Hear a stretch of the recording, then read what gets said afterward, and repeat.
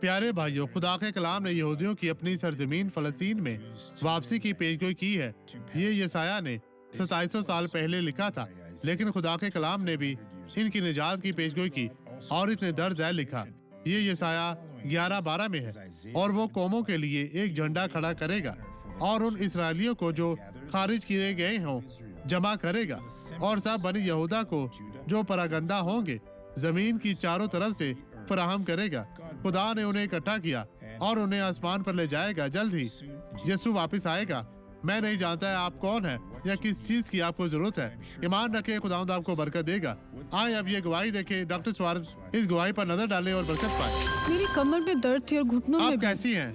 अब नहीं है। दर्द के साथ आप कैसे चलती थी? मैं अच्छे से चल नहीं सकती थी, लेकिन बहुत दर्द होती थी। मैं झुक नहीं सकती तो थी। आप झुके बहन, आप ऐसा कर सकती हैं। इसे दोबारा करें, दोबारा करें।